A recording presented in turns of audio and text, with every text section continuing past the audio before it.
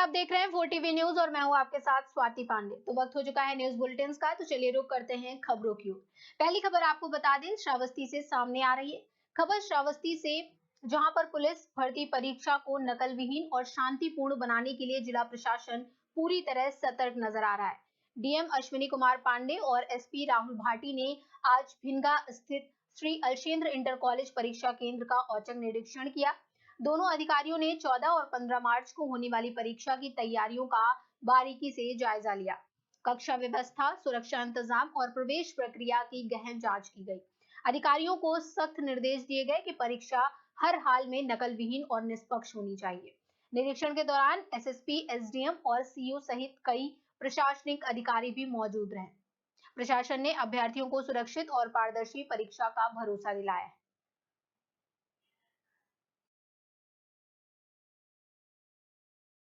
निर्देश दिए गए हैं। देखिए, जनपद श्रावस्ती में पुलिस भर्ती के अंतर्गत एक सेंटर का चयन किया गया है और उसमें 14 और 15 मार्च को 2 पालियों में परीक्षाएं कराई जाएंगी और पूरी परीक्षा को नकल विहीन कराने के लिए और सुचारू रूप से संपादित करने के लिए हम लोगों ने सेक्टर मजिस्ट्रेट लगाए हैं, स्टैटिक मजिस्ट्रेट लगाए हैं, केंद्र व्यवस्थापकों, कक्ष निरीक्षकों आदि को भी ट्रेनिंग कराई गई है और सभी जगह हमारे सीसीटीवी कैमरे, जो हमें अन्य व्यवस्थाएं करनी है, चाहिए था पानी पीने की व्यवस्था, साफ़ सफाई की व्यवस्था, सभी हम लोग ने करा ली है। रिहर्सल भी हमारा कल 12 तारीख को हो गया है और सभी हमारी तैयारी है। पूरी इस परीक्षा को हम लोग पूरी शुचिता को मेंटेन करते हुए नकल विहीन परीक्षा कराने के लिए हम लोग तत्पर हैं। Thank you. भर्ती है, सुरक्षा के क्या इंतजाम किए गए हैं? देखिए, 14 और 15 तारीख को सब इंस्पेक्टर्स की भर्ती की परीक्षा यूपी पुलिस बोर्ड द्वारा करवाई जा रही है। उसमें हमारे जनपद में एक सेंटर है अलशेंद्र इंटर कॉलेज, जो कि थाना भिनगा के अंतर्गत आता है। उसमें सारी ड्यूटियां हमारी जो मानक हैं उनके अनुसार लगा दी गई हैं। जिला प्रशासन और पुलिस के द्वारा कंबाइंड ब्रीफिंग सभी लोगों की जा चुकी है और सारी जो सामग्री है वो बोर्ड से प्राप्त हो चुकी है और सुरक्षा गार्ड के अंतर्गत वो कोषागार में रखी गई है और जो भी पुलिस के मानक हैं उनके अनुसार सुरक्षा व्यवस्था हमारी चाक चौबंद रहेगी और जिला अधिकारी द्वारा और मेरे द्वारा भी केंद्र का भ्रमण कर लिया गया है। सारी व्यवस्थाएं ठीक है। बढ़ते हैं अगली खबर की ओर, जो बदायूं से सामने आ रही है। बदायूं के दातागंज क्षेत्र के सैजनी गांव में बने एचपीसीएल के एथेनॉल प्लांट में दिन दहाड़े 2 अधिकारियों की गोली मारकर हत्या कर दी गई। मृतकों की पहचान प्लांट प्रबंधक सुधीर कुमार गुप्ता और हर्षित मिश्रा के रूप में हुई है। आरोपी अजय प्रताप सिंह उर्फ रामू, जिसे पहले प्लांट से हटाया गया था, उसने रंजिश में वारदात को अंजाम दिया। पुलिस ने आरोपी को गिरफ्तार कर लिया है। परिजनों का आरोप है कि दोनों अधिकारियों ने पहले ही सुरक्षा की मांग की थी। मामले में प्लांट की सुरक्षा व्यवस्था और पुलिस की लापरवाही पर सवाल उठ रहे हैं।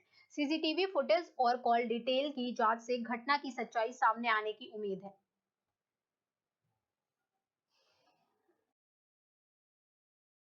प्रबंधक और जो प्रबंधक जो थे उसमें उन्होंने एक प्रार्थना पत्र भी दिया था कि इस तरीके की जो दुश्मनी चल रही है तो उस पर उनको सुरक्षा मुहैया कराया जाए। लेकिन सबसे बड़ा सवाल ये उठता है कि आखिरकार जो ये बड़ी लापरवाही हुई है कि अगर पुलिस प्रशासन की तरफ से उनको सुरक्षा मुहैया करा दी जाती तो हो सकता था कि उनकी जान बच सकती थी। लेकिन अब पुलिस जो है पूरे मामले की छानबीन कर रही है कि आखिर क्या कारण रहा है कि इस तरीके का जो डबल मर्डर हुआ है। बताया जा रहा है कि जिसने मर्डर किया है तो वो तमाम उससे पहले से ही रंजिश मानता था, उसको नौकरी से निकाल दिया था। लेकिन ये सबसे बड़ी बात संभल के ये भी आ रही है कि ये इतनी बड़ी जो वारदात को अंजाम दिया उस व्यक्ति ने कि उसके कहीं ना कहीं लग रहा है कि उसके दिमाग में ये सनक पैदा हो गई थी जिसकी वजह से उन्हें हत्या की। फिलहाल हत्या का क्या कारण है, पुलिस मामले पर पूरी तरीके से जो है वो छानबीन कर रही है। वहीं उसके परिवार में रो रो कर बुरा हाल है। उसके भाई का, उनके परिजनों का क्या कहना है, आइए हम उनसे बातचीत करते हैं।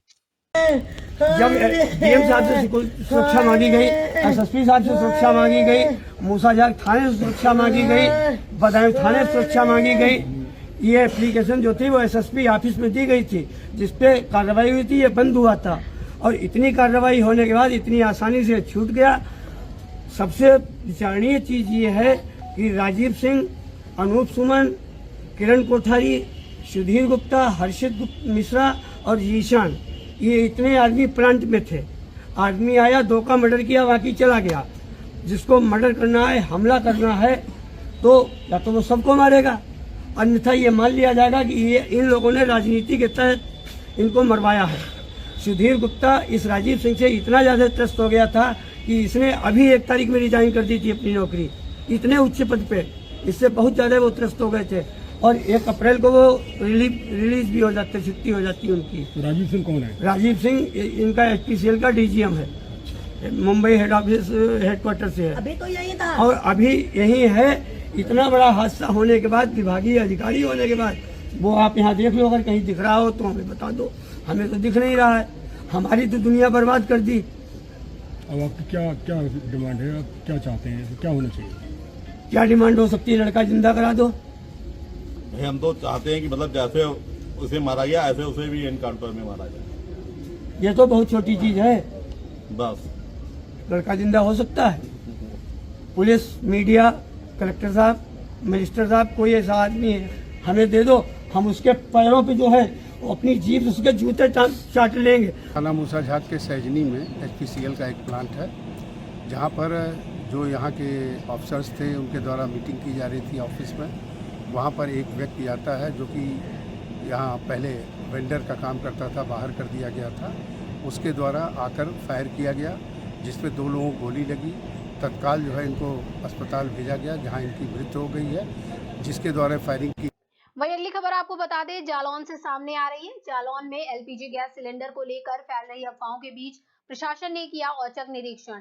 SDM ज्योति सिंह ने पूर्ति निरीक्षक और पुलिस टीम के साथ गैस एजेंसियों का लिया जायजा। अधिकारियों ने गैस एजेंसियों और गोदामों के साथ पेट्रोल पंपों का भी किया निरीक्षण। गैस एजेंसियों व गोदामों का निरीक्षण कर सिलेंडरों के स्टॉक की जांच कर संचालकों को दिए निर्देश। जिलाधिकारी जालौन के निर्देश पर अधिकारियों ने गैस एजेंसियों और गोदामों पर किया निरीक्षण। निरीक्षण के दौरान उपस्थित लाभार्थियों से गैस रिफिलिंग के बारे में ली जानकारी। निरीक्षण के दौरान सभी एजेंसियों पर पर्याप्त मात्रा में उपलब्ध पाए गए LPG गैस सिलेंडर।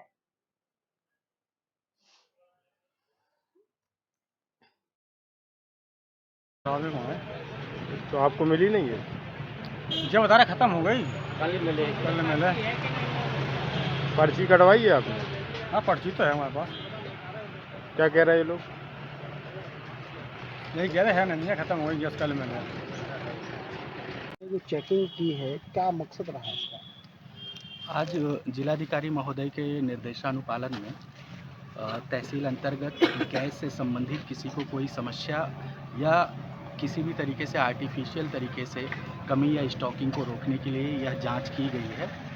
और यहाँ तहसील पहुँच में जितनी भी गैस एजेंसी संचालित हैं उनके गोदाम और स्टॉक की जांच की गई, जिससे यह पता चला कि स्टॉक पर्याप्त है और कोई भी जो घरेलू गैस सिलेंडर का ग्राहक है वह बुकिंग OTP देकर तुरंत सिलेंडर प्राप्त कर सकता है। कहीं भी अभी तक ग्राहकों के द्वारा या किसी अन्य के द्वारा कोई भी गैस सिलेंडर से संबंधित शिकायत प्राप्त नहीं हुई। ये ऐसा तो नहीं कि युद्ध को लेकर के इस पे कोई आदेश निर्देश आए हों? इसके बारे में अभी कोई निर्देश हमें नहीं प्राप्त। अपने यहाँ कोई समस्या कहीं कोई? नहीं, गैस सिलेंडर रिफिलिंग की कोई समस्या नहीं। आज औचक निरीक्षण करने का मकसद क्या रहा? औचक निरीक्षण जिलाधिकारी महोदय के निर्देश के क्रम में ये औचक निरीक्षण हुआ है। नगर में विभिन्न गैस एजेंसी एवं पेट्रोल पंप की जांच की गई है। किसी भी तरह से जनता में ये भ्रांतियां न जाने पाएँ कि कहीं पे भी स्टॉक की कमी है, कहीं ब्लैक सिलेंडर ना हो या ब्लैक कोई भी ऑयल का है कि डीजल या पेट्रोल की कोई भी भ्रांतियां। ये जनता को यह आश्वस्त कराना है कि पर्याप्त स्टॉक है। जैसे कुछ लोगों में भ्रांतियां हैं कि सिलेंडर ख़त्म होने वाले हैं, गैस और ये डीजल और पेट्रोल की क्राइसिस है, तो ऐसा कुछ भी नहीं है। अभी विभिन्न जगह जनसंवाद भी किया गया, सभी को पर्याप्त रेट में जो निर्धारित मानक शुल्क है उसी के आधार पर सिलेंडर का वितरण किया जा रहा है, वो चाहे घरेलू सिलेंडर हो या वाणिज्यिक सिलेंडर हो। डीजल और पेट्रोल में भी जनसंवाद किया गया, सभी को निर्बाध रूप से आपूर्ति हो रही है और पर्याप्त स्टॉक हर जगह विद्यमान है। सभी को ये निर्देशित किया गया है कि किसी भी प्रकार की ब्लैकमेलिंग नहीं होनी चाहिए, ओवर रेटिंग नहीं होनी चाहिए। जैसे ही निर्बाध सुविधा चल रही है वैसे ही लगातार चलनी चाहिए। प्रदेश में कई जगह देखा गया है समस्याएं आ रही हैं, तो क्या इस तरह के हालात अपने यहाँ तो नहीं बनेंगे? जी बिल्कुल नहीं है इस तरीके की, क्योंकि अभी भ्रमण के दौरान जनसंवाद, जैसा कि मैंने पूर्व में भी बताया, जनसंवाद किया गया है। यहाँ पे जनता एकदम सकुशल, यही सभी ने बताया है कि न किसी प्रकार की ओवर रेटिंग की जा रही है और न कहीं पे किसी ने ब्लैक किया है, पर्याप्त स्टॉक है यहाँ पे। वहीं अगली खबर आपको बता दें, शाहजहांपुर से सामने आ रही है। जनपद के सीजीएस बंडा में देर रात तक युवती के अस्पताल पहुंचने के बाद विवाद हो गया। सुरक्षा के लिए सूचना देर देने पर पहुंचे दरोगा राहुल सिंह पर अस्पताल के सफाई कर्मचारी पवन ने गाली गलौज और अभद्रता करने का आरोप लगाया है। बताया गया है कि युवती और कर्मचारी का गांव एक ही बताने पर दरोगा भड़क गए और विवाद हो गया।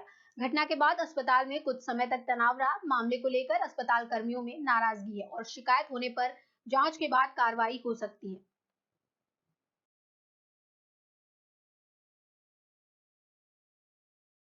पर एक पेशेंट आया था ढकागंज नाम का।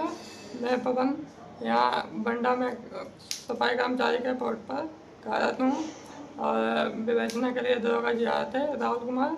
उन्होंने मतलब कहा कि तुम कहाँ रहते हो, तो हमने कहा ढकागंज नाम। वो लड़की भी ढकागंज नाम की थी, तो उन्होंने कहा हमें मतलब अभद्रता से बात की और गालियाँ देने लगे।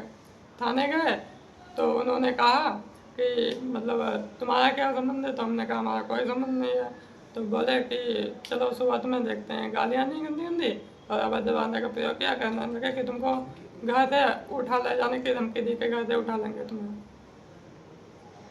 आपने किसी तरह की कोई कार्रवाई की या आपने अधीक्षक को बताया? उन्होंने क्या कहा? अधीक्षक को हमने बताया और डांट साहब को भी बताया और उन्होंने ये कहा कि देखते हैं।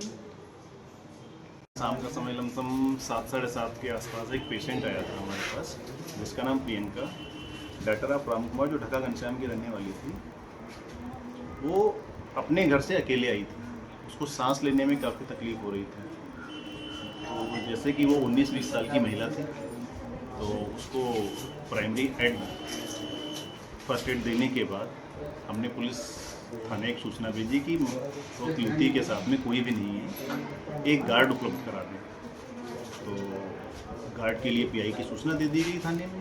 उसको ट्रीटमेंट दिया गया और काफ़ी वेट करने के बाद जब थाने से कोई सूचना नहीं आई तो हमने उसको भर्ती कर लिया। उसके बाद गार्ड आ गया जो रात भर यहीं रुका है। सुबह कांस्टेबल लेके उसको उसके घर छोड़ने चली गई। इस तरह स्टाफ से लेकर अभद्रता की गई कोई? अब जो थाने में सूचना देने गया था उससे इंक्वायरी जो मिली थी हम लोगों को कि जैसा कि उस स्टाफ ने बताया है कि वहाँ पे जो भी एसआई मिले हैं उनको, उन्होंने उससे मिसबिहेव किया। जैसा कि ये जायज़ चीज़ नहीं है, क्योंकि आप इस तरीके का मिसबिहेव नहीं कर सकते हैं। तो जो घटना जो संज्ञान में आई है उसकी इंक्वायरी निकाली जा रही है और उस पर जो भी उच्च अधिकारी की जो भी जांच होगी, जो भी बैठक होगी, जो भी कारण होगा वो निकाला जाएगा। बाकी महिला जो थी 20 साल की युवती, उसको ट्रीटमेंट देने के बाद सुबह लेडी कांस्टेबल का नाम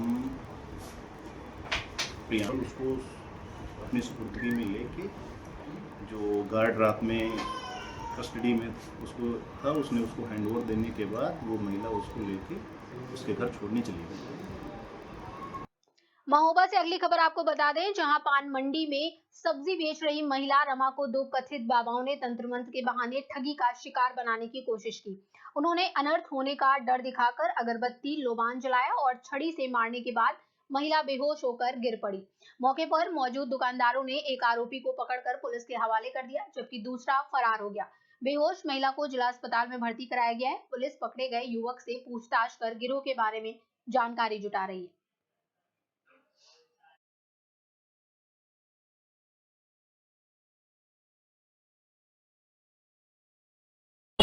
अच्छा, फिर कौन बेहोश हो गया? लड़की हुई। कितनी बड़ी लड़की है वो? वही 25-26 साल की।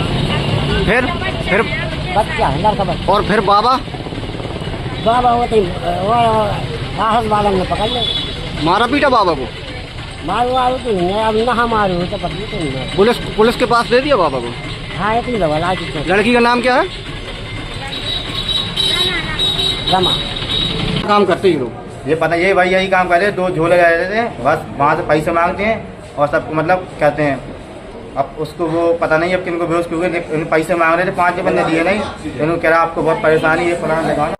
रमा नाम की एक महिला को परिजनों द्वारा लाया हुआ था। हेडेक की प्रॉब्लम बता रही थी, घबराहट बता रही थी, बेचैनी बता रही थी। उसका प्राइमरी उपचार चल रहा है। इस प्रकार महोबा से अगली खबर आपको बता दें, महोबा में गैस की किल्लत और कालाबाजारी की अफवाहों पर जिलाधिकारी गजल भारद्वाज ने सख्त रुख अपनाया है। कलेक्ट्रेट में गैस एजेंसी संचालकों के साथ बैठक में डीएम ने बताया कि जिले में गैस का पर्याप्त स्टॉक मौजूद है और लोगों से अफवाहों पर ध्यान न देने की अपील की है। उन्होंने चेतावनी दी कि गैस, पेट्रोल या डीजल की कालाबाजारी करने वालों पर आवश्यक वस्तु अधिनियम 1955 के तहत कड़ी कार्रवाई की जाएगी। साथ ही अधिकारियों को लगातार निगरानी रखने के निर्देश भी दिए गए हैं।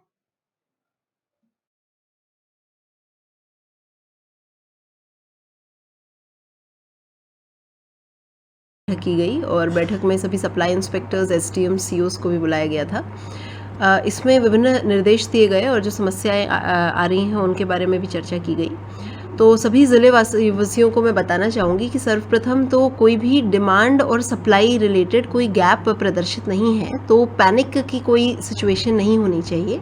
जो हमारे ज़िले की एवरेज डिमांड रहती है प्रतिदिन, वो लगभग 2500 के आसपास सिलेंडर्स की रहती है और जो अभी हमारे पास सप्लाई उपलब्ध है वो 5000 प्लस है और लगातार सप्लाई जो है प्रतिदिन गैस एजेंसीज़ के पास पहुंच रही है, उसमें कोई शॉर्टेज नहीं है।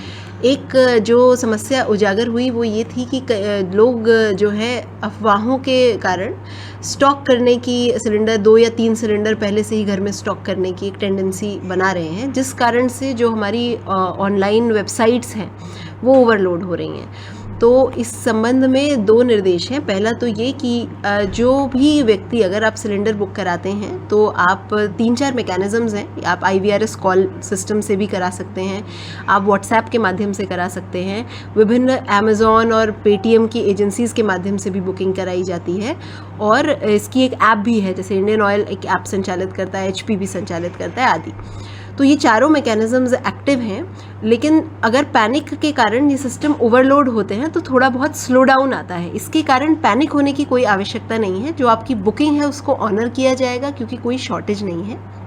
दूसरी चीज़ जो निर्देश है वो ये दिए गए हैं कि एक सिलेंडर से दूसरा सिलेंडर बुक कराने के बीच में एक नियम है जो अर्बन एरियाज़ में 25 दिन का है और रूरल एरियाज़ में 45 डेज़ का है। तो इसका भी 100% पालन किए जाने के निर्देश दिए गए हैं कि यदि कोई व्यक्ति ने एक सिलेंडर ऑर्डर किया है तो दूसरा सिलेंडर के बीच में एक गैप होगा 45 डेज़ का। तो ये 3-4 निर्देश दिए गए हैं। इसके साथ कड़े निर्देश ये भी दिए गए हैं कि कोई भी अफवाह अगर प्रिंट मीडिया के माध्यम से फैलाई जाती है या कोई व्यक्ति ऑनलाइन माध्यम से फैलाता है तो नियमानुसार कार्रवाई पुलिस प्रशासन द्वारा उन पर की जाएगी। सिमिलरली यदि कोई भी गैस एजेंसी के माध्यम से अन्यथा कोई ब्लैक मार्केटिंग और होर्डिंग की कार्रवाई की परिलक्षित होती है तो एसेंशियल कमोडिटीज़ एक्ट के नियम में उनके खिलाफ कड़ी कार्रवाई की जाएगी। तो सभी जनपद वासियों से मेरा पुनः अनुरोध है कि कोई भी पैनिक सिचुएशन में ना आए। आप जो आपका मैकेनिज़्म है ऑनलाइन बुकिंग का वो ऑनर होगा और सभी गैस एजेंसीज़ को कड़े शब्दों में ये भी निर्देश दिया जाता है कि जो होम डिलीवरी सिस्टम है उसे 100% एक्टिव रखें, चाहे ग्रामीण एरियाज़ में हो और चाहे अर्बन एरियाज़ में हो, ताकि जो हमारे कस्टमर्स हैं, जो लोग हैं, उनको कहीं पर भी धक्के खाने की या लाइनों में लगने की कोई आवश्यकता नहीं है। अगर आपने सिलेंडर ऑर्डर किया है तो आपको घर पर ही वो डिलीवरी देकर जाएंगे। और कोई भी अगर समस्या आती है तो IVRS का इसमें मैकेनिज़्म है, आप वहाँ पर अपनी शिकायत दर्ज करा सकते हैं। और ज़िले से भी आज एक हेल्पलाइन जारी की जा रही है जो सुबह 10 बजे से लेकर शाम के 5 बजे तक एक्टिव रहेगी। तो कोई भी अगर इस तरीके का ग्रीवांस आता है तो आप उस पर भी संपर्क कर सकते हैं। धन्यवाद। इसी क्रम में बढ़ते हैं अगली खबर की ओर जो शाहजहांपुर से सामने आ रही है। शाहजहांपुर में LPG गैस सिलेंडर की किल्लत से होटल और रेस्टोरेंट संचालक परेशान है। इसी समस्या को लेकर अखिल भारतीय उद्योग व्यापार मंडल का प्रतिनिधि मंडल जिलाध्यक्ष वीरेंद्र पाल सिंह गोल्डी के नेतृत्व में जिला पूर्ति अधिकारी से मिला। व्यापारियों ने बताया कि बुकिंग के 25 दिन बाद भी सिलेंडर नहीं मिल रहा है, जिससे कारोबार प्रभावित हो रहा है। अधिकारियों ने आश्वासन दिया है कि 1-2 दिन में हेल्पलाइन नंबर जारी कर समस्या का समाधान किया जाएगा। हमारे यहाँ मेजर स्टेट होता है तो उस पर एकदम लगभग 10 गुने से ज़्यादा लोगों ने बुकिंग करना शुरू किया, तो इसलिए उनका सर्वर जो है कल थोड़ा सा दिक्कत कर रहा था। हम लोग ये चाहते हैं कि हेल्पलाइन नंबर जारी कर दिया जिससे कि वो हम करा देंगे। आज आपको मीडिया में दे देंगे वो नंबर जिसका आप लोग अपनी उसका एक समय सीमा बता दी जाए, कभी 25 दिन बता रहे हैं, कभी महीना भर बता रहे हैं। देखिए अभी जो समय सीमा मिनिस्ट्री से आई है उसमें 25 दिन है आपका नगर क्षेत्र। नहीं सर, स्टॉक अवेलेबल होने के कारण भी ये समस्या क्यों हो रही है? क्योंकि कालाबाजारी पर रोक नहीं लगाई जा रही है मेरी समझ से। देखिए स्टॉक अवेलेबल होने का लीजिए 15 तो 2000 बाजार में मिल रहा है, इसका मतलब। बढ़ते अगली खबर की ओर जो हरिद्वार से सामने आ रही है। गैस सिलेंडर की किल्लत के चलते हरिद्वार में लोग इंडक्शन चूल्हे का विकल्प खोज रहे हैं। ऐसे में जिन लोगों के पास बिजली से चलने वाला इंडक्शन चूल्हा नहीं है वो दुकानों पर पहुंचकर नए चूल्हे खरीद रहे हैं। हरिद्वार में समस्या इलेक्ट्रिकल्स की दुकानों पर सबसे ज्यादा ग्राहक इंडक्शन चूल्हा खरीदने के लिए पहुंच रहे हैं। दुकानदारों का कहना है कि पिछले 4 दिनों में इंडक्शन चूल्हे की डिमांड बहुत ज्यादा बढ़ गई है। यहाँ तक कि कुछ कंपनियों के पास स्टॉक भी खत्म हो गया है। आम ग्राहकों का कहना है कि जिन घरों में सिलेंडर खत्म हो गया है या वो गैस बचाना चाह रहे हैं, ऐसे लोग इंडक्शन चूल्हे पर ही खाना पका रहे हैं। लिहाजा इंडक्शन चूल्हे की खूब बिक्री हो रही है, यानी गैस की किल्लत के बीच इलेक्ट्रॉनिक्स कारोबारियों की चांदी हो रही है।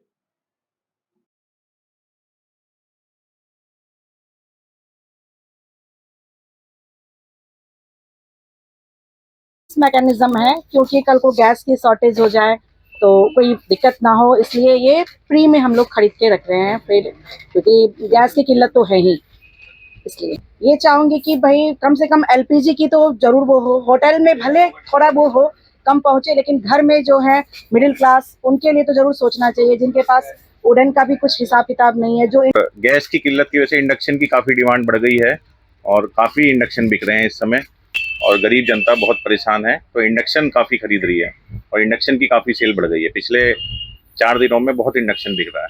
कंपनियों पे माल नहीं है इस समय, बहुत शॉर्टेज है माल की और यही कहेंगे हम तो कि। हरिद्वार से अगली खबर आपको बता दें, जहां नवरात्र और ईद को देखते हुए भगवानपुर में फूड विभाग ने खाद्य कारोबारियों के साथ बैठक कर जागरूकता कार्यक्रम आयोजित किया। उपायुक्त खाद्य एवं औषधि प्रशासन ने कुट्टू के आटे के उपयोग, भंडारण और निर्माण को लेकर व्यापारियों को जागरूक किया। खुली बिक्री बंद करने और केवल पैकेट बंद कुट्टू के आटे की बिक्री के निर्देश दिए गए। पैकेट पर उत्पादन तिथि, बैच नंबर और उपभोक्ता तिथि देखने की सलाह दी गई। नमी युक्त कुट्टू के आटे और खराब खाद्य सामग्री की बिक्री न करने के भी निर्देश दिए गए। बैठक में खाद्य विभाग के अधिकारी महिमानंद जोशी अपने सहयोगी कर्मचारियों के साथ मौजूद रहे। त्योहारों के दौरान खाद्य सुरक्षा मानकों का सख्ती से पालन करने पर जोर दिया गया।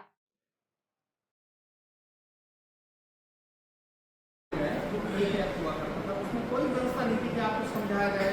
सरकार ने जो किसी ने लागू किया है, आप लोगों के साथ कभी कोई मीटिंग नहीं है? पहले बताइए, कभी नहीं होती। जब पहले होती थी तभी नहीं होती थी। 2011 से पहले कोई प्रावधान नहीं, एक्ट ही बदल दिया। हम एक आदमी के खिलाफ कार्रवाई करते हैं। मान लीजिए आप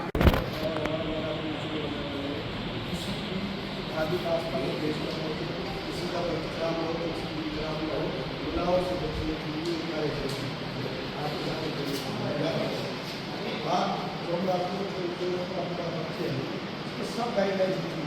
वही अगली खबर आपको बता दें, हरिद्वार से सामने आ रही है। हरिद्वार में एलपीजी गैस सप्लाई को लेकर परेशानी बढ़ गई है। कमर्शियल सिलेंडरों पर रोक लगने से आश्रम और रेस्टोरेंट बंद होने की कगार पर हैं, जबकि कई ठेला रेहड़ी वाले घरेलू सिलेंडर से खाना बनाते दिख रहे हैं। बुकिंग के बीच अंतराल बढ़ने से आम उपभोक्ताओं में भी चिंता बढ़ गई है। स्थिति को देखते हुए प्रशासन ने बैठक कर शिकायतों के लिए हेल्पलाइन नंबर जारी किए हैं। वहीं कुछ कंपनियों द्वारा डीजल स्टॉक करने की खबरों से भी लोगों में आशंका बढ़ी है। हालांकि प्रशासन का कहना है कि फिलहाल ईंधन की कोई कमी नहीं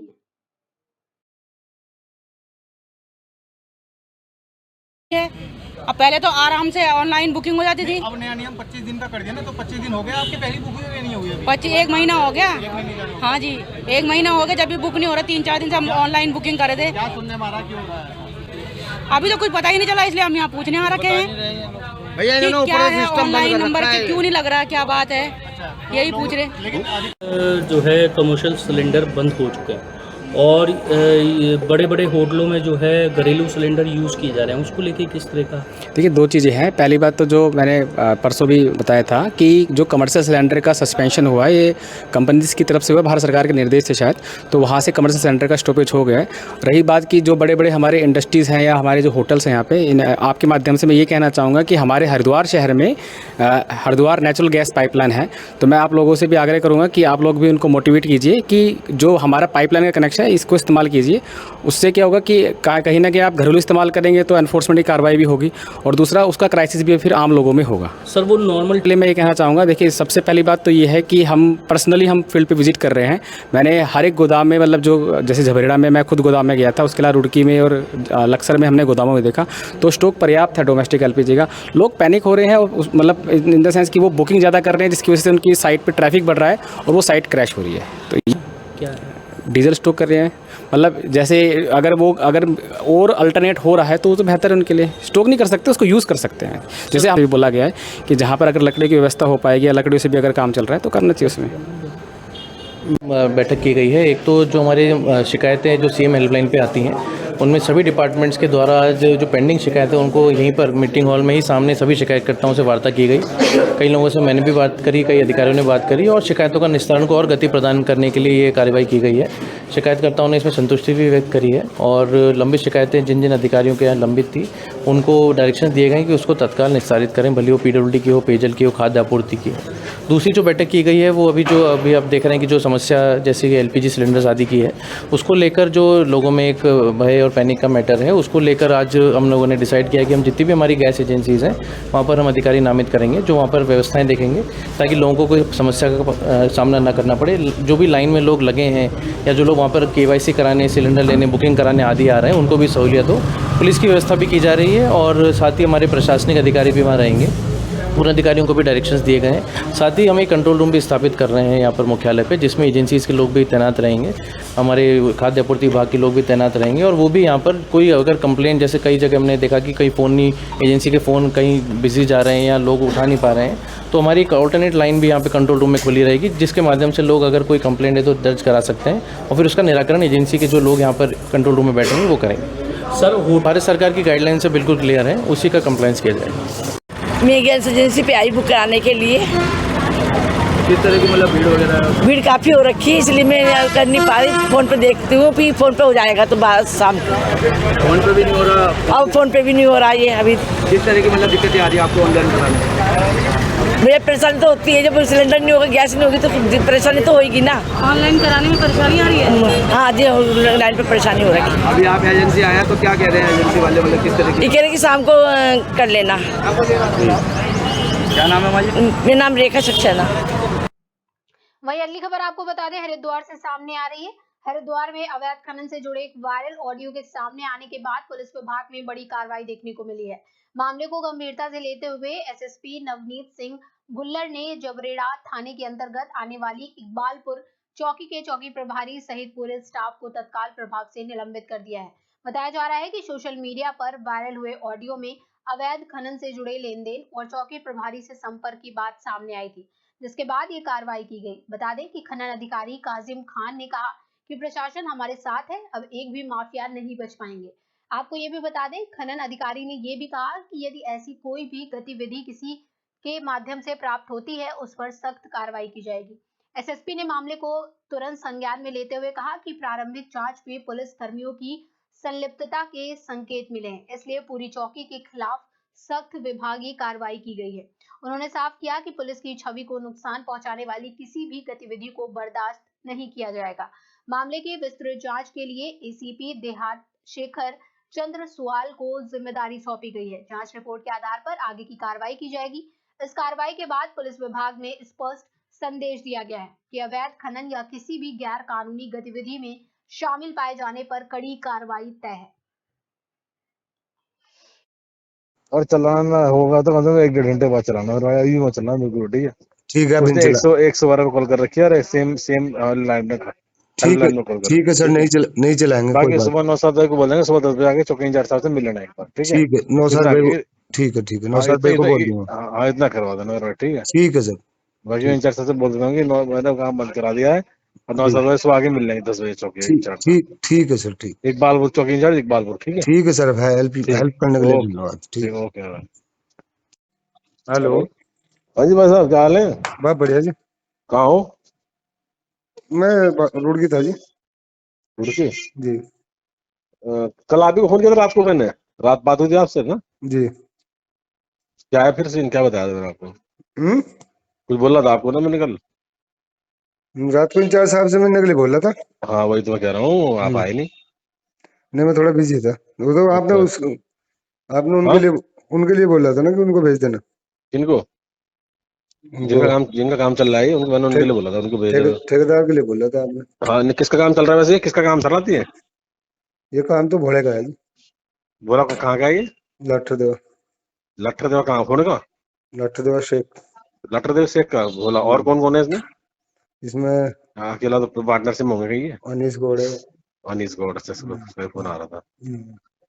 और कोई 2-3 होंगे? बस और यही है। एक एक मुल्ला है यहाँ का, अकबरपुर का मुल्ला। अकबरपुर का मुल्ला है, छोटा अकबर तो नहीं है?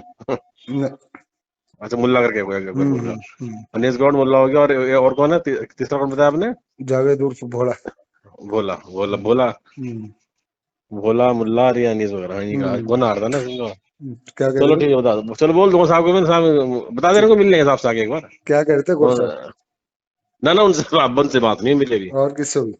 बस उस साहब दीवान जी से होते ना, दीवान जी कह रहे यार वो आए नहीं, रात वाले मैंने रात वाले बताने फोन तो करा, बात बता दी रात में उन्होंने कहा मिल लेंगे रात में आगे। अच्छा अच्छा। चलो बात करें, भिजवा देना शाम को मिल ठीक लो एक बार साहब से, क्या है ना। ठीक है। ठीक फिर साहब आए मौके पे, फिर बात वो हो ना, वो ठीक नहीं है ना, एक तरफ बात हो जाए क्लियर। ठीक है। ठीक। क्योंकि 10 बात हो ही रखी ना हमारी, और क्या फिर। क्या कुछ लेकर आना?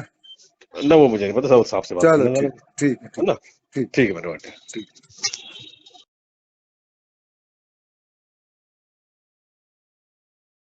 एक उनके प्रकरण सामने आया जिसमें कोई प्रथम दृष्टया संलग्नता पाई गई, तो उनके द्वारा भी निलंबन की कार्रवाई की गई और ये उचित बहुत अच्छी कार्रवाई है। इससे मतलब जिले में और कार्रवाइयों में बल मिलेगा, हम लोगों को भी बल मिलेगा।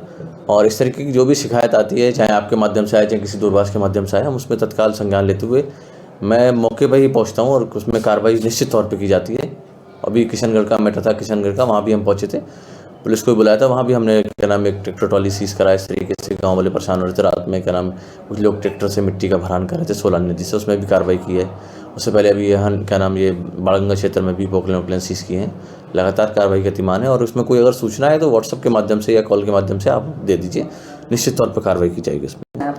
दरियापुर में एक तो NHAI का काम में मिट्टी की परमिशन चल रही है, जो हमारा रिंग रोड बन रहा है, और उसमें जो है उसके अलावा कुछ प्राइवेट परमिशन चल रही है, उनके द्वारा भरान किया जा रहा है। अगर उसके अलावा भी कोई भरान है जो अवैध दिखता है या बिना उसके किया जा रहा है, बिना वैध परमिशन के, तो उस पर तत्काल प्रभाव से संज्ञान लिया जाएगा और कार्रवाई की जाएगी। शाम ढलने के बाद अगर अवैध भराव हो रहा है तो उस पर कैसी कार्रवाई करेंगे? बिल्कुल कार्रवाई होगी। मौके पर जो ट्रैक्टर वाले होंगे उनको भी सीज किया जाएगा और जो क्या नाम भरान की जगह है उसको भी पैमाइश करके अर्थदंड किया जाएगा, निश्चित तौर पर किया जाता है। पहले भी आपने जो शिकायतें की थी सर, क्या नाम इस सिटकुल क्षेत्रांतर्गत, उसमें भी कार्रवाई की गई थी, अर्थदंड किया गया था। चौकी इकबालपुर, थाना जबरेड़ा, यहाँ पे एक ये आरोप लगा था, एक पुलिस कर्मचारी को किसी ने शिकायत करी, किसी व्यक्ति ने, कि एक जगह खनन हो रहा है, अवैध खनन हो रहा है, और उसके बाद जो पुलिस कर्मचारी है उसके द्वारा उसको खनन वाले को फ़ोन करा जाता है और बोला जाता है कि तुम्हारी शिकायत हुई है, तुम खनन बंद कर दो। और इस संबंध में फिर उसको बताया जाता है कि यहाँ पे कोई खनन नहीं हुआ। तो इस संबंध में एक रिकॉर्डिंग जो है वो प्राप्त हुई। तो चूँकि प्रथम दृष्टया इसमें दोष पाया जा रहा है कि इनकी मिलीभगत होने की एक संभावना है, तो इसी के दृष्टिगत जो है इसमें चौकी कर्मचारियों की संलिप्तता की जांच हेतु एसपी देहात को एक पूरी जांच दी गई है और चौकी में जो कर्मचारी थे, चौकी प्रभारी निरीक्षक। इसी क्रम में बढ़ते हैं अगली खबर की ओर, जो फिर से हरिद्वार से ही सामने आ रही है। धर्मनगरी हरिद्वार में स्वच्छता अभियान को और मजबूत करने के लिए परिवर्तन विभाग ने एक नई पहल की है। जिलाधिकारी द्वारा चलाए जा रहे स्वच्छता अभियान की कड़ी में आज परिवर्तन विभाग की ओर से अधिकारियों की गाड़ियों के लिए डस्टबिन वितरित किए गए। हरिद्वार में आने वाली 4 धाम यात्रा को देखते हुए जिला प्रशासन लगातार स्वच्छता को लेकर जागरूकता अभियान चला रहा है। इसी क्रम में आज जिलाधिकारी कार्यालय परिसर में परिवर्तन विभाग की ओर से एक कार्यक्रम आयोजित किया गया, जिसमें जिले की विभिन्न विभागों के अधिकारियों और कर्मचारियों को उनकी गाड़ियों में रखने के लिए डस्टबिन वितरित किए गए। संभागीय परिवर्तन अधिकारी नेहा झा ने बताया कि चार धाम यात्रा के दौरान बड़ी संख्या में श्रद्धालु उत्तराखंड आते हैं। ऐसे में प्रदेश की प्राकृतिक सुंदरता और स्वच्छता बनाए रखना हम सभी की जिम्मेदारी है। उन्होंने सभी सरकारी कर्मचारियों और अधिकारियों से अपील की है कि वाहन में निकलने वाला कचरा सड़क पर ना फेंकें, बल्कि डस्टबिन में ही डालें। परिवर्तन विभाग की इस पहल का उद्देश्य लोगों को स्वच्छता के प्रति जागरूक करना है, ताकि हरिद्वार और उत्तराखंड की स्वच्छ छवि बनी रहे और आने वाले श्रद्धालुओं को भी साफ सुथरा वातावरण मिल सके।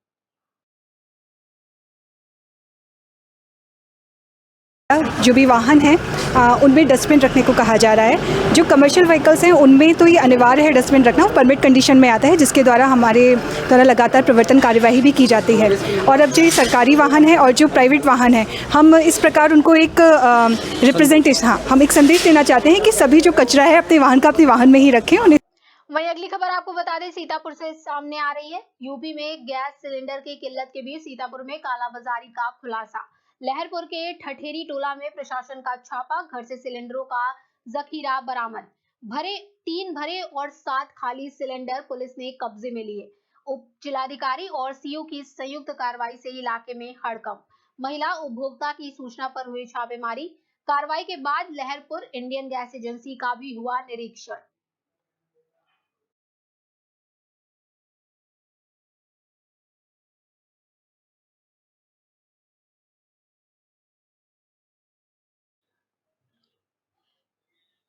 इसी क्रम में आपको बता दें, अगली खबर फतेहपुर से सामने आ रही है। अज्ञात कारणों से परचून की दुकान में लगी भीषण आग। दुकान में रखा सारा सामान और नकदी जलकर राख। दुकानदार को करीब 3 लाख रुपए का हुआ नुकसान। पीड़ित दुकानदार ने एक युवक पर आग लगाने की जताई आशंका। थाने में दी तहरीर, पुलिस जांच पड़ताल में जुटी। फायर ब्रिगेड ने कड़ी मेहनत के बाद आग को बुझाया।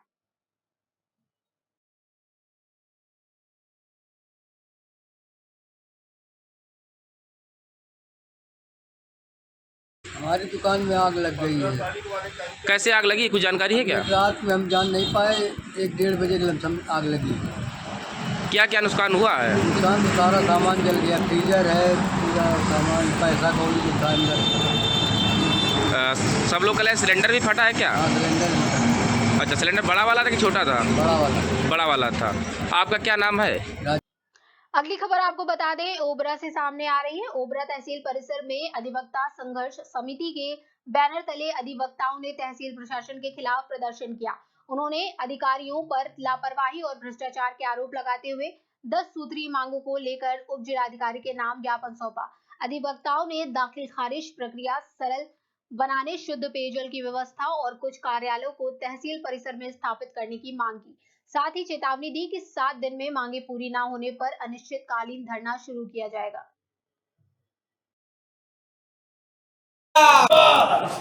क्या नाम है आपका? अनिल कुमार मिश्रा, एडवोकेट। नए तहसील भवन में प्रदर्शन कर रहे हैं, क्या है? मेन जब 28 जनवरी को उद्घाटन हुआ नया तहसील का, सर्वप्रथम था कि सब पूरा बिल्डिंग बन के तब उद्घाटन होना था। हुआ क्या कि यहाँ आधा अधूरा काम चल रहा है।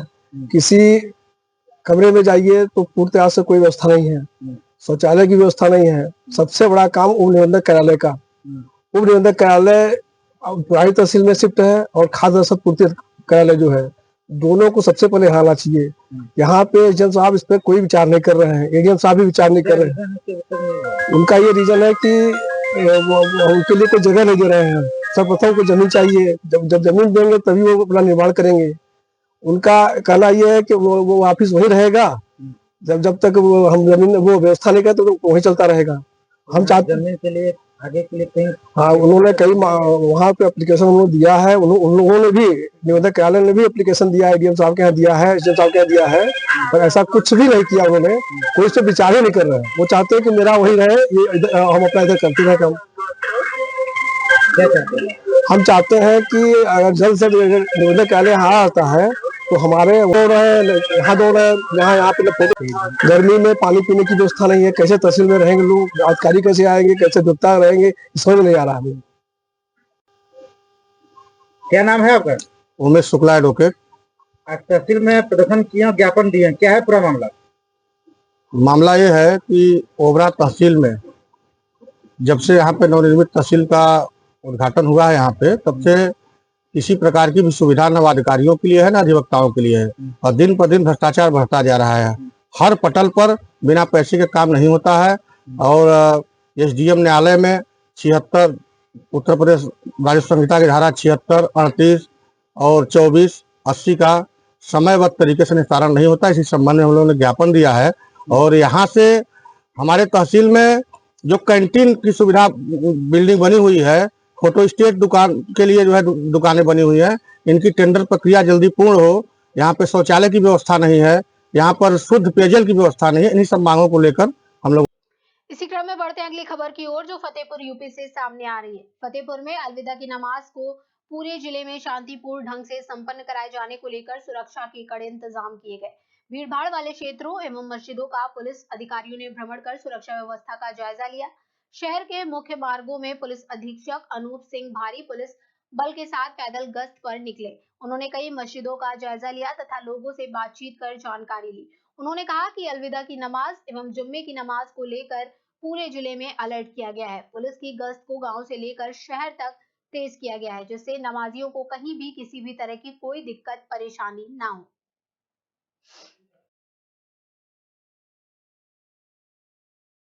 गरीब ख़ानदानों की भी ईद होना चाहिए, जिनके बारे में हम समझ रहे हैं कि जिनके चूल्हे नहीं जलते, जिनके बच्चे कपड़े अच्छे अच्छे पहन नहीं पाते हैं।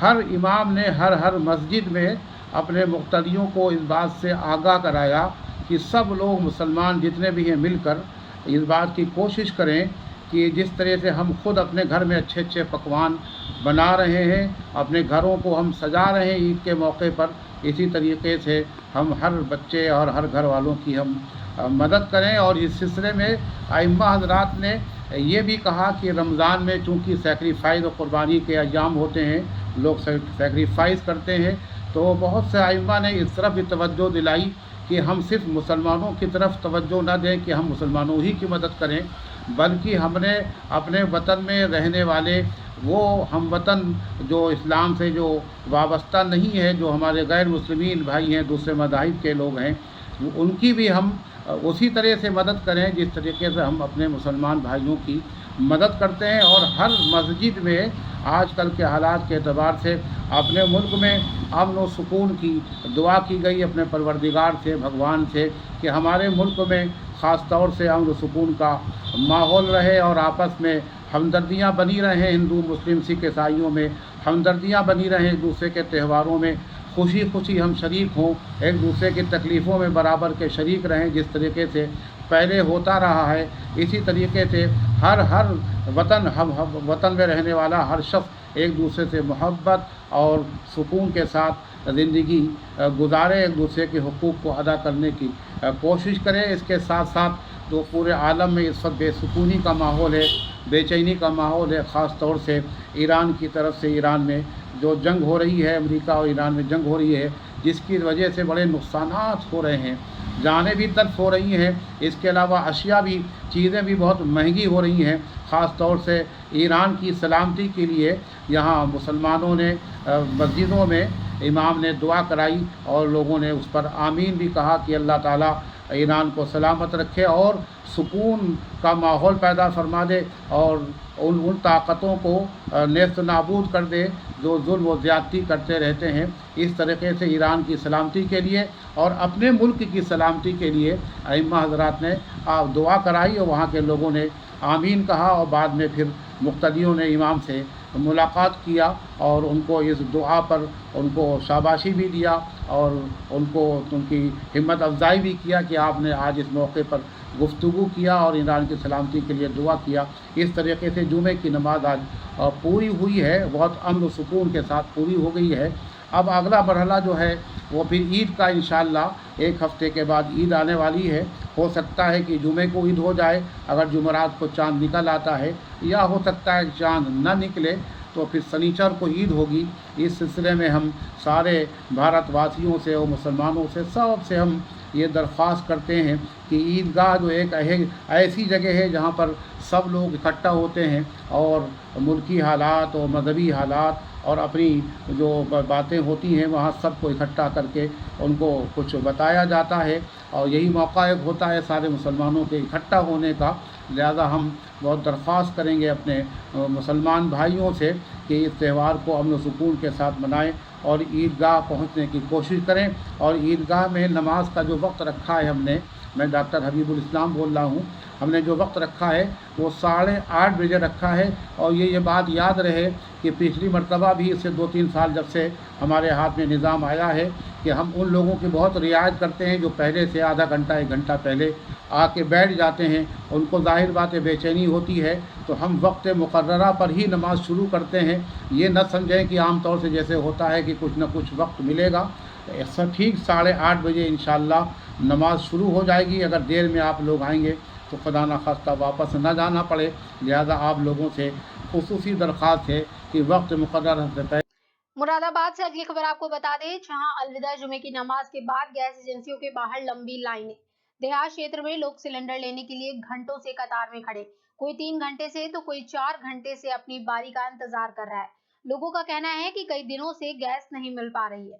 एक तरफ सरकार कह रही है कि एलपीजी गैस की कोई कमी नहीं है, लेकिन एजेंसियों के बाहर लगी लंबी लाइनें अलग ही तस्वीर दिखा रही हैं। लोगों का एक ही सवाल, आखिर एलपीजी गैस का सिलेंडर कब मिलेगा? तो कब से खड़े हैं? कब से खड़े हैं आप? सुबह 8 बजे खड़े हैं, खाना पीना खाया तो रोज में खड़े हैं।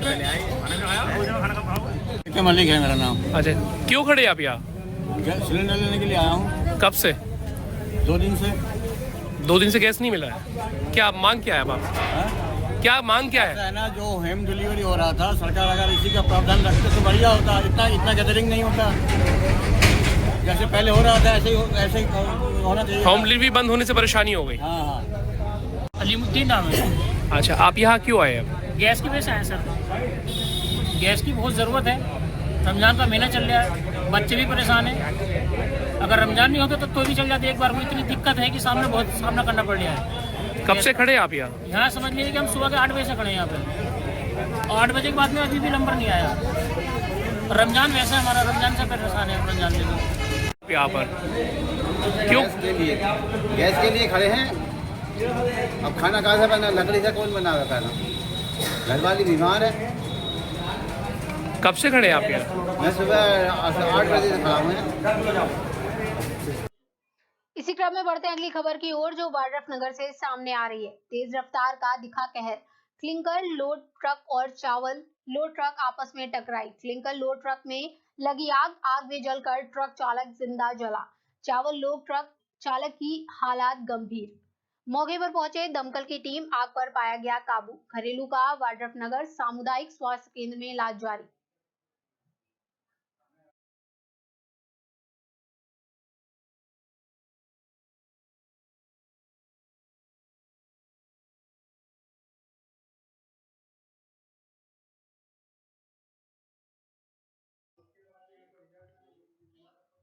वहीं अगली खबर आपको बता दें, अंबिकापुर से सामने आ रही है। अंबिकापुर रेलवे स्टेशन में भूमि पूजन कार्यक्रम में रेलवे की बड़ी लापरवाही।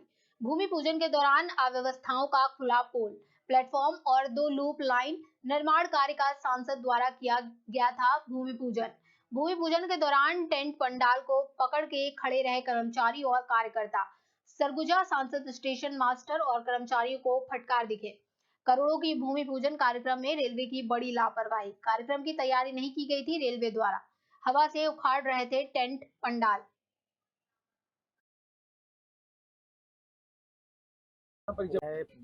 लोग काफी संख्या में लोग पहुंच रहे हैं यहाँ पर। और गैस बुकिंग की स्थिति क्या है, क्या लगता है?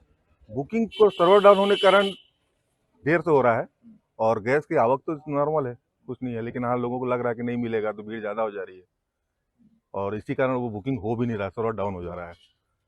तो जो लोग पहुंच रहे हैं उन्हें किस तरीके से पर्ची काट कर दिया जा रहा है? जो लोग पहुंच रहे हैं बुकिंग करा रहे हैं, अपने डीएससी कोड बता रहे हैं, ओटीपी जो आ रहा है और उसके थ्रू हो जा रहा है। जैसे अभी अपर कर रहे हैं तो अभी इंगेज काफी आ रहा है इंडियन सर्वर। हाँ, इसीलिए ऑल इंडिया आ रहा है क्योंकि वो बहुत ज़्यादा प्रेशराइज हो गया, इसके कारण वो क्रश हो गया है।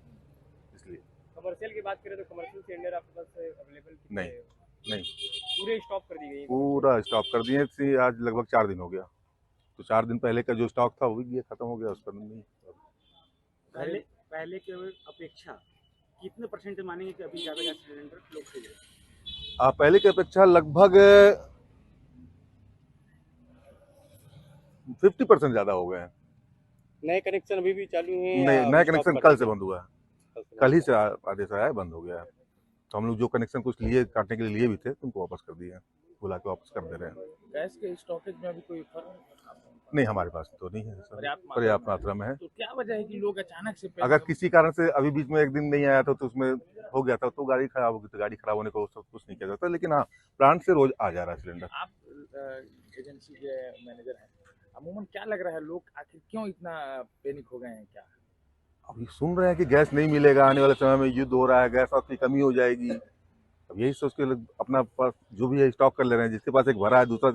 वहीं अगली खबर आपको बता दें, सरगुजा से सामने आ रही है। अंबिकापुर की अनोखी सोच संस्था ने एक बार फिर लोगों का दिल जीत लिया है। बेटी की शादी करने में असमर्थ परिवार के लिए सहारा बनकर आगे आए अनोखी सोच संस्था ने बिहार के औरंगाबाद जिले में रहने वाली युवती की शादी का बीड़ा उठाया है और अंबिकापुर के वन देवी मंदिर में सामाजिक रीति रिवाज के साथ विवाह संपन्न कराया है, जिसकी पूरी व्यवस्था अनोखी सोच संस्था के लोगों ने की है। शादी तो आपने कई देखी होंगी, ढोल नगाड़ों के साथ, बारात में नाचते बाराती और उनका भव्य स्वागत भी देखा होगा, मगर अंबिकापुर में आज भी एक शादी चर्चा का विषय बना हुआ है। इस शादी में शहर के कई नामी लोग पहुंचे और वर वधू को आशीर्वाद और गिफ्ट भी दिए। यहाँ बारातियों और घर वालों के लिए सारी व्यवस्था की गई थी। ये शादी बेहद खास रही है, जिसकी वजह एक निर्धन परिवार की बेटी की शादी का जिम्मा अंबिकापुर के अनोखी सोच संस्था ने उठाया और पूरे रीति रिवाज के साथ शादी संपन्न हुई। संस्था के इस कार्य की सराहना जिले भर में हो रही है। जो है मदद अनोखी सोच संस्था कर सकती है और उनको हम लोग का पता दिए और वो फिर अब उनकी माँ को बुला के बिहार से और फिर मेरे पास आए और उनकी माता जी बोली मेरे पास कुछ नहीं है, मैं शादी नहीं कर पाऊंगी, मैं बहुत परेशान हूँ, रोने लगी। तो हम लोगों ने कहा कि आप चिंता मत कीजिए, अनोखी सोच संस्था जो है मदद करती है ऐसे लोगों की और आपका पूरा बहुत अच्छे से आपकी बच्ची का शादी होगा, आप चिंता मत करिए। और आज देख रहे हैं आप लोग कि यहाँ पे उनका व्यवस्था है, शादी हो रहा है। हम लोग कई शादियाँ यहाँ पे करा चुके हैं इसी प्रांगण में। ये सांडबाहर मंदिर है, आप देख रहे हैं कई मंदिर हैं, इनका आशीर्वाद प्राप्त है हम सभी लोगों को। और हमारी टीम जो है सभी लोग यहाँ पे पैसा एकत्रित करके और शादी कराते हैं। इसमें बहुत लोग मदद करते हैं, जैसे टेंट जो लगा हुआ है देख सकते हैं आप, ये स्तुति टेंट है, दुष्यंत अग्रवाल जी हैं, वो फ्री में यहाँ पे लगाए हैं। ऐसे कई तरह का मदद हम लोगों को मिलता है जैसे जिससे हम ये काम कर पाते हैं। इस संतुष्टि तो पैसा में खरीद ही नहीं सकता कोई, इस संतुष्टि को तो ये करके ही महसूस किया जा सकता है, क्योंकि इस संतुष्टि का कोई मोल नहीं है और इससे अच्छा हो ही नहीं सकता। व्यवस्थाएं हुई हैं आज के विवाह को लेकर के, क्या देखिए व्यवस्था कल से चल रही है। हमारे अनोखी सोच के अध्यक्ष पूरे कल टीम को मीटिंग किए और सभी को काम अलग अलग डिवाइड कर दिए। खाने का कौन देखेगा, नाश्ता कौन देखेगा, टेंट का काम कौन देखेगा, सामग्री कौन इकट्ठा करेगा, पूजा सामान कौन लाएगा। इससे बहुत काम सरल हो गया, सब अपने अपने काम अच्छे से किए हैं। अब शादी हो रही है, बस एक आध घंटा में शादी खत्म हो जाएगी। खाने पीने की व्यवस्था है, क्या खाने की व्यवस्था 200 लोग का किया गया है। 2 प्रकार सब्जी है, चावल दाल है, मीठा है। और सामग्री जो है अभी हमारे टीम के ही सदस्य दिनेश गर्ग जी दिए हैं कूलर, जसवाल जी हमारी कोई साड़ी दिया है, कोई लिफाम पैसा दिया है उसकी माँ को, लड़की की माँ को। ऐसे अनेकों इनाम अनेकों सामग्री मतलब प्राप्त हो रही है। संस्था के लोग ही कर रहे हैं पूरा काम को, अकेले को कोई कर पाएगा। पूरा पैसा इकट्ठा करते हैं, उसी से सामग्री लेते हैं, खाना वाना सब उसी से होता है, पूरा सब चंदा देते हैं पूरे। मेरा नाम अनीता है। मैं तो बनारस में शादी हुआ है, औरंगाबाद मायके है। शादी हो रही, किसकी शादी हो रही, कौन है? मेरी बहन है। मैं हॉस्पिटल में सिस्टर लोग का खाना बनाते हैं, तो मैं उन लोग का कहें सब सिस्टर लोग के कि आंटी मेरे घर आ जाइएगा, 14 तारीख की मेरी बहन की शादी है। तो वो शादी में बोले कि दीदी आप लोग कुछ भी मदद करिएगा, मेरी बहन है। तो कहें क्या मदद अपनी बेटी का करें। मैं कहीं नहीं, मेरी बहन है, मेरी भाई एक है, 6 बहन है हम लोग। 6 बहन में 5 गो का शादी हो गया, भाई के भी शादी हो गया है। तो मेरा भाई देखिए रायपुर में रहता है, बाकी वो रायपुर से घर आ गया है, बाकी आया नहीं है शादी में, उसका पास भाड़ा नहीं था, नहीं आया है। तो देखिए हम लोग 2 गहिया बहन अंबिकापुर में रहते हैं, तो हम लोग भी किराया रूम में रहते हैं, तो हम लोग कितना मदद कर सकते हैं। ये है तो हमारे लिए ठीक किए हैं। तो कैसा लग रहा है? हाँ। शादी करने में समर्थ है भैया, ठीक लगा। हाँ, नहीं उससे क्यों नहीं हो पा रहा था? बजट नहीं था भैया। देखिए इनको पास एकदम बजट नहीं है। बजट के चलते तो लड़का नहीं इनको आया है। तो हम लोग भी अपना 2-3 घर से मदद लेके इनको करे, जो हम लोग को कीने खरीदे बना 1-2 पोशाक लड़की के कीने हैं बस। फिर अब आप लोग हम लोग का ठीक लग रहा है। आपके हिसाब से कभी नहीं लग रहा है? नहीं लग रहा है भैया। खुशी हो रहा है? हाँ, हमरा खुशी हो रहा है। वही अगली खबर आपको बता दें, मुरादाबाद से सामने आ रही है। मुरादाबाद में रमजान की आखिरी अलविदा जुमे की नमाज कड़ी सुरक्षा के बीच अदा की गई। शहर और देहात की मस्जिदों के बाहर भारी पुलिस तैनात रही। एसएसपी सतपाल अंतिल और जिलाधिकारी अनुज सिंह ने सुरक्षा व्यवस्था का जायजा लिया। नमाज के दौरान देश की तरक्की और अमन चैन की दुआएं की गई और प्रशासन की निगरानी में कार्यक्रम शांतिपूर्ण रूप से संपन्न हुआ।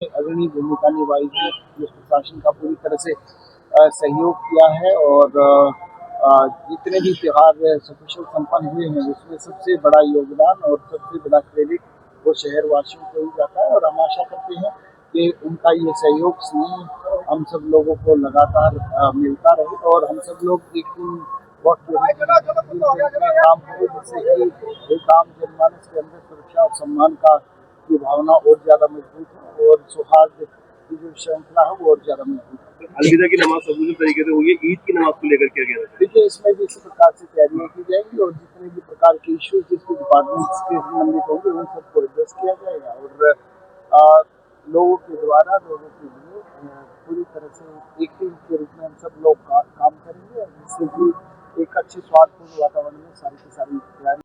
इसी क्रम में बढ़ते हैं अगली खबर की ओर, जो सीतापुर यूपी से सामने आ रही है।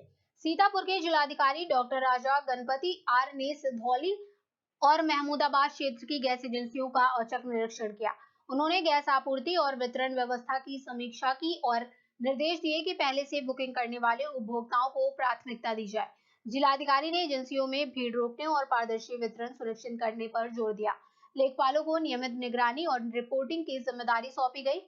निरीक्षण में उप जिलाधिकारी राखी वर्मा और बालकृष्ण सिंह भी मौजूद रहे।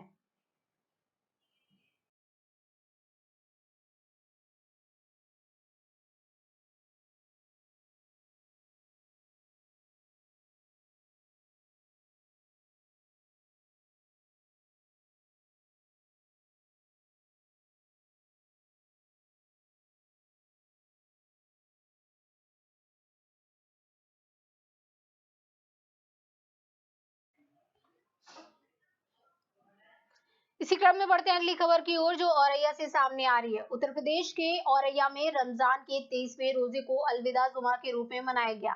दूर दराज से मुस्लिम समुदाय के लोग मस्जिदों में आए और अमन शांति के साथ नमाज अदा की। उलमाओं ने रमजान की फजीलत, ज़कात और सदके किन्न की जानकारी दी। मस्जिदों के बाहर सुरक्षा के लिए पुलिस की सख्त व्यवस्था रही।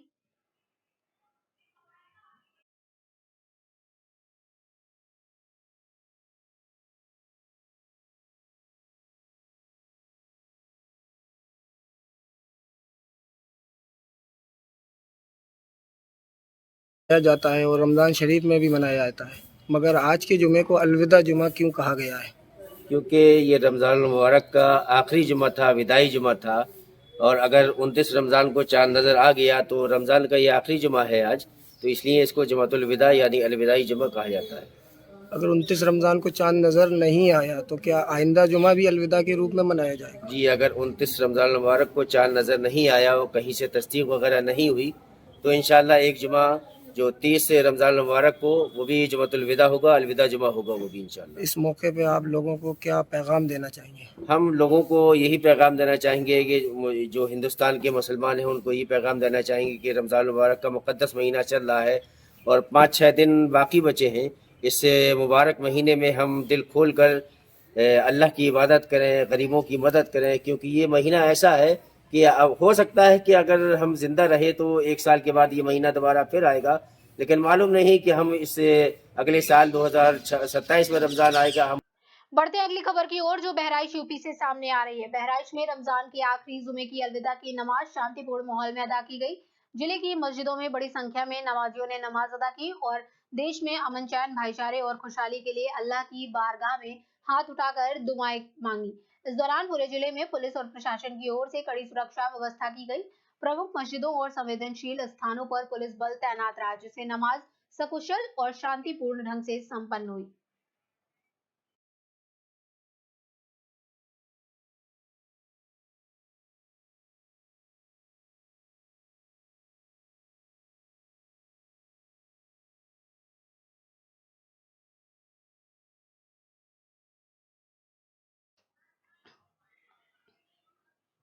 इसी क्रम में बढ़ते हैं अगली खबर की ओर, जो शाहजहांपुर से सामने आ रही है। शाहजहांपुर के रॉयल पन्ना होटल में महिला सशक्तिकरण बढ़ाने के लिए इन्फिनिटी लाइफस्टाइल एग्जीबिशन आयोजित की गई। विभिन्न जिलों की महिलाओं ने अपने हाथों से बने उत्पादों के स्टॉल लगाए। मेयर अर्चना वर्मा ने उद्घाटन किया। प्रदर्शनी का उद्देश्य महिलाओं को आत्मनिर्भर बनाना और उनके हुनर को मंच देना है। आगंतुकों ने कार्यक्रम की सराहना की और उत्पादों को प्रोत्साहित किया।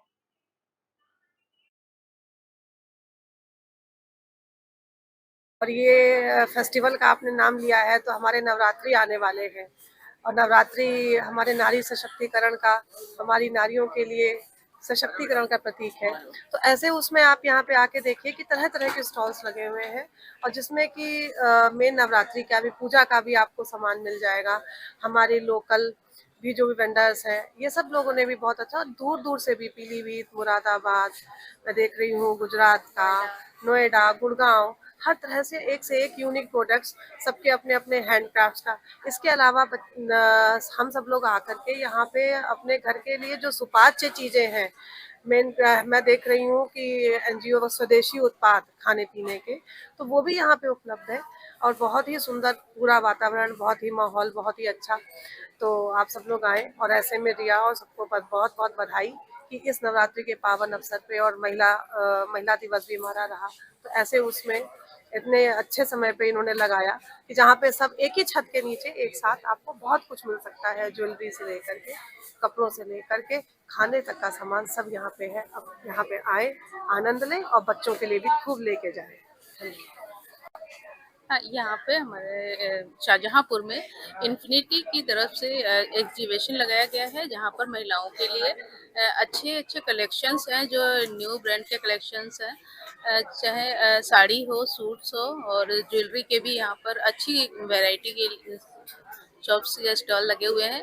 तो जैसे हमारे यहाँ की जो महिलाएं हैं शाहजहांपुर की, वो बाहर जाती हैं तो बहुत टाइम भी वेस्ट होता है। उसको एक ही इन्फिनिटी को बहुत बहुत धन्यवाद कि शाहजहांपुर में इस तरीके के बहुत ही सुंदर कलेक्शन जो यहाँ पर दूर दूर से, पीलीभीत से आए, बरेली से आए, मुरादाबाद से, और सबसे बड़ी बात है कि महिलाओं ने जो जज्बा दिखाया है, दूर दूर जाके और स्वावलंबी महिलाएं बन रही हैं। तो इसकी बहुत बहुत अभी महिला दिवस, अंतर्राष्ट्रीय महिला दिवस भी था, उसके उपलक्ष्य में भी हम लोगों ने बहुत बहुत प्रोग्राम किए। आज ये महिलाओं ने ही बहुत अच्छा एक एग्जीबिशन लगाया है। मैं सभी को बहुत बहुत बधाई देती हूँ, बहुत बहुत शुभकामनाएं देती हूँ कि हमारे देश की महिलाएं ऐसे ही आगे बढ़े।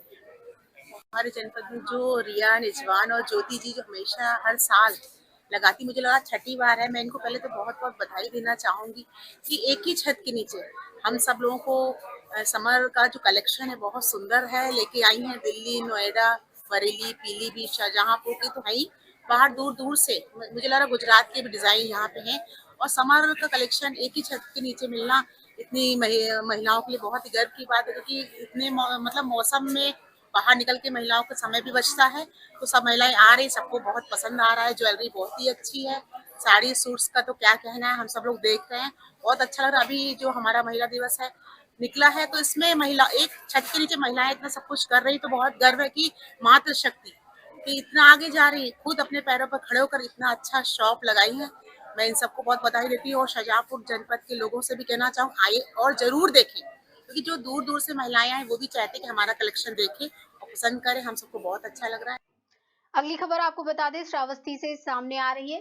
श्रावस्ती में बकरी पालन योजना को लेकर विवाद छिड़ गया है। लोक जनशक्ति पार्टी रामविलास के नेता मनोज पाठक ने आरोप लगाया कि वित्तीय वर्ष 2025-26 के लिए चयनित 100 बकरी यूनिटों में भ्रष्टाचार और पक्षपात हुआ है। केवल कुछ खास गांवों और लोगों को लाभ मिला।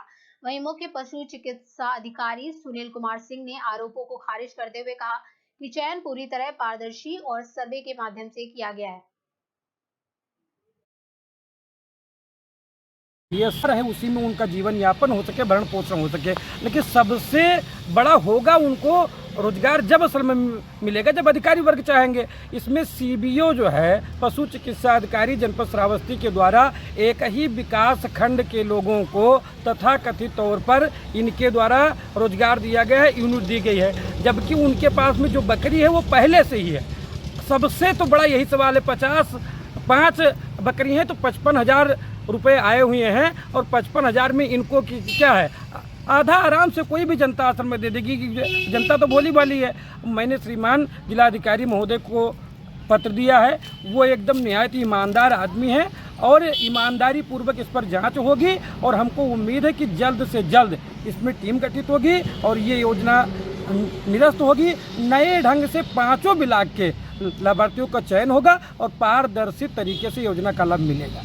लाखों के 100 लोगों को लाभान्वित करना था, जिसपे एक लोक जनशक्ति पार्टी के प्रदेश उपाध्यक्ष हैं, उन्होंने आरोप लगाया है कि इस योजना में सिर्फ एक ब्लॉक के कुछ चुनिंदा ही ग्राम पंचायतों के लोगों को इसमें लाभान्वित किया गया है। क्या कुछ प्रकरण है और क्या कुछ मामला है, बताएं सर। इसमें मैं ये बताना चाहूँगा कि जनपद श्रावस्ती के लिए अनुसूचित जाति के लिए 100 लाभार्थियों के लिए यह योजना प्राप्त हुई। हमारा जमुनहा ब्लॉक जो है आकांक्षात्मक ब्लॉक है, एस्पिरेशनल ब्लॉक है, इसलिए हमने इस ब्लॉक को सेलेक्ट किया है। इसमें किसी प्रकार की पार्शलिटी वाली बात नहीं है। अनुसूचित जाति के 100 लोगों को हमने वहाँ पे प्राथमिकता के आधार पे चयन किया है, और उनका बकरी पालन योजना के द्वारा उनके जीवन स्तर को हम लोग सुधारेंगे, और ये योजना वहाँ सफल होनी चाहिए, होगी, बिल्कुल होगी। फिर इसको हम लोग अन्य दूसरे ब्लॉक में भी हो सकता है अगले वित्तीय वर्ष से लागू कराएं। उनका आरोप है कि किसी एनजीओ के माध्यम से सिर्फ 2-4 ग्राम पंचायतों के 100 लोगों को इसके लिए लाभान्वित कर दिया गया, और जिनके पास पहले से ही बकरियां थी उनको ही सिर्फ खाना पूर्ति के लिए इस योजना का लाभ दे दिया गया, जबकि उनके पास पहले से बकरियां थी। और इसमें कहीं ना कहीं वो जो है वो अनियमितता का भी आरोप लगाए हैं। तो इस पर आपका क्या? नहीं, इसमें ये गलत बात है। इसमें बकरी पालन वही व्यक्ति कर सकता है या वही महिला कर सकती है जिसको बकरी पालन का अनुभव है। जाहिर सी बात है, अगर उसके पास पहले से बकरियां होंगी तो उसके पास अनुभव होगा, तो जो बकरियां जो उनको दी जाएंगी उनको बेहतर तरीके से वो अपने पास रख सकेंगी, उनका पालन पोषण कर पाएंगे। रह गई बात कि कुछ गाँव को सिलेक्ट करने की बात है, हाँ, एनजीओ के माध्यम से हमने अनुसूचित जाति के लाभार्थियों का नाम उनसे मांगा गया है, और 100 ताकि हम उनके ऊपर बेहतर तरीके से फोकस कर सकें, उनकी बेहतर तरीके से मॉनिटरिंग कर सकें और उनका कार्य बढ़िया तरीके से हम कर सकें। इस वजह से हमने इन लोगों का चयन किया है। तो क्या शासनादेश में ऐसा था कि कोई जो योजना है उसका लाभ जो है वो ग्रामीणों के ना कि जिले के तमाम सारे लोगों को पहुंचाकर सिर्फ 2-4 ग्राम पंचायतों में ही लाभान्वित कर दिया जाए, या आपने अपने मन से ये जो है एनजीओ को हायर करके कर दिया है? कार्यक्रम ये अनुसूचित जाति के लिए इसमें 10 लाभार्थियों का चयन किया जाना था। इस जनपद का लक्ष्य 10 था, जो कि सभी ब्लॉकों को संतृप्त किया गया, जो नॉर्मल हमारा लक्ष्य प्राप्त हुआ था। इसके अतिरिक्त ये 100 बकरियों का या 100 लाभार्थियों का जो चयन किया जाना था, ये अतिरिक्त किया गया है इस जनपद के लिए। तो इस वजह से हमने उनका चयन आकांक्षात्मक ब्लॉक के लिए किया है। जो लाभार्थी हैं उनको कितने कितने पैसों का सहायता आपके यहाँ से मिला है? हाँ, इस योजना के तहत। अगली खबर फिर श्रावस्ती से सामने आ रही है, जहां आपको बता दें रमजान के अंतिम शुक्रवार को मुस्लिम समुदाय ने अकीदत के साथ अलविदा जुमा की नमाज अदा की। भिनगा ईदगाह और अन्य प्रमुख मस्जिदों में बड़ी संख्या में नमाजी जुटे और देश प्रदेश में अमन चैन और खुशहाली के लिए दुआ की। नमाज को शांतिपूर्ण रूप से संपन्न कराने के लिए जिला प्रशासन ने कड़ी सुरक्षा इंतजाम किए। भिनगाई कोना और अन्य क्षेत्रों में पुलिस, पीसीएस और होमगार्ड के जवान तैनात किए गए, जिससे नमाज सुरक्षित और व्यवस्थित तरीके से पूरी हुई।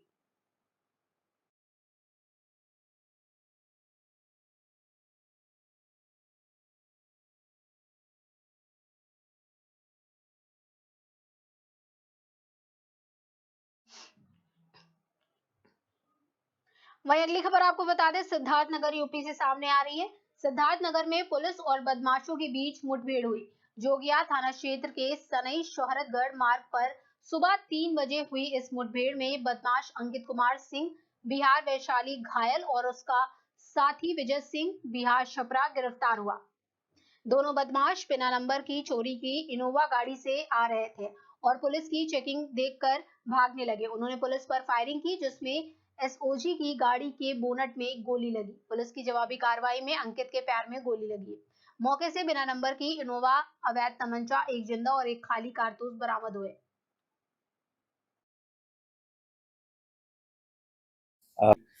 जिसमें एक बिना नंबर की इनोवा गाड़ी से 2 अपराधी जरिए मुखबिर चेकिंग के दौरान, एक संयुक्त टीम थी एसओजी की, थाना सदर की, जोगिया की और शोहरतगढ़ की, और जब इस गाड़ी को रोका गया तो इसमें जो बैठे बदमाश थे उनके द्वारा भागने का प्रयास किया गया।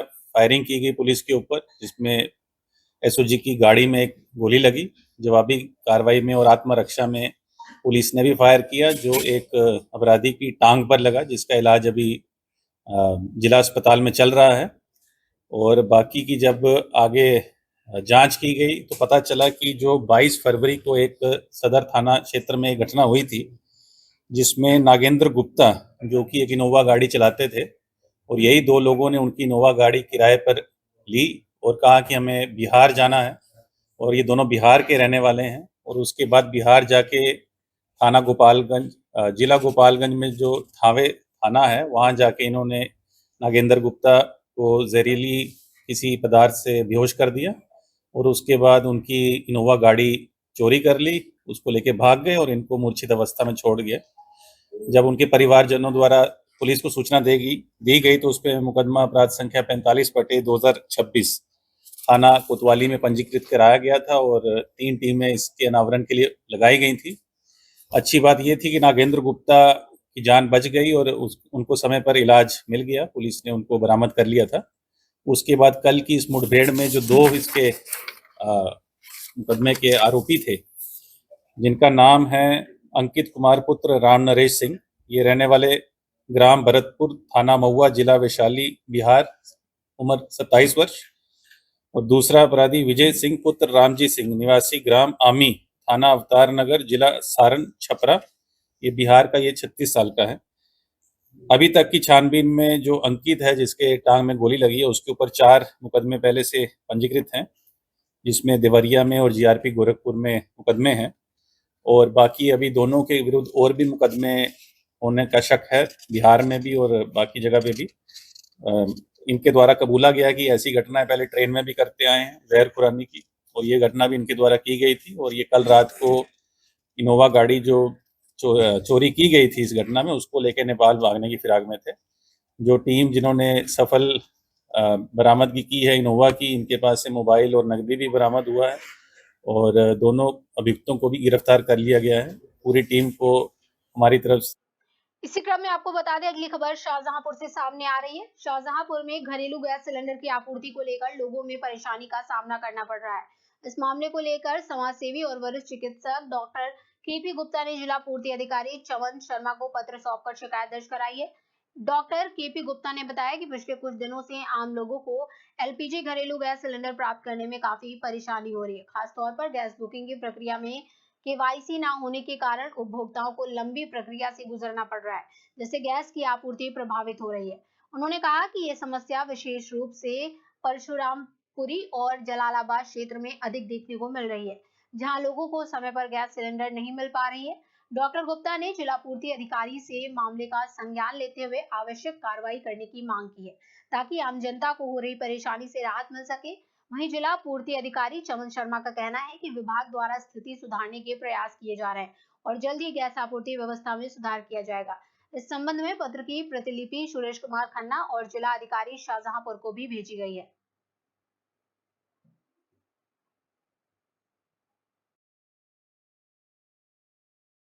यहाँ पे जिला आपूर्ति अधिकारी से जो मिलने आया हूँ, वो शाहजहांपुर और जलालाबाद, मुख्यतः जलालाबाद के लोगों को जो गैस सिलेंडर नहीं मिल पा रहे हैं एलपीजी, उससे संबंधित आया था और मैंने अपना ज्ञापन दिया है।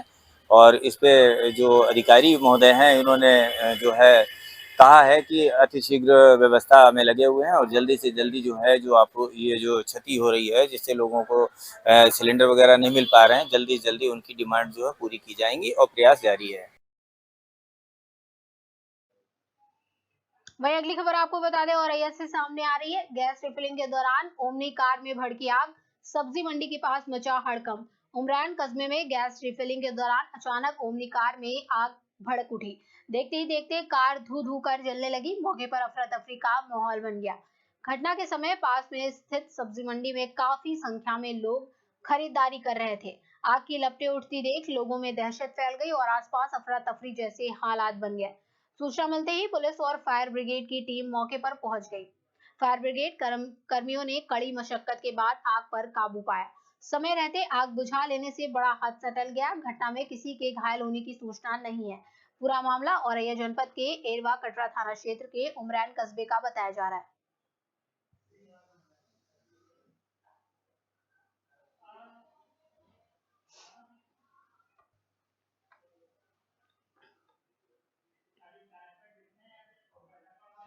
फिलहाल इस वक्त की न्यूज बुलेटिन में इतना ही। फिर मिलेंगे ऐसी ही देश दुनिया से जुड़ी तमाम खबरों के साथ। आप देखते रहिए 4 टीवी न्यूज।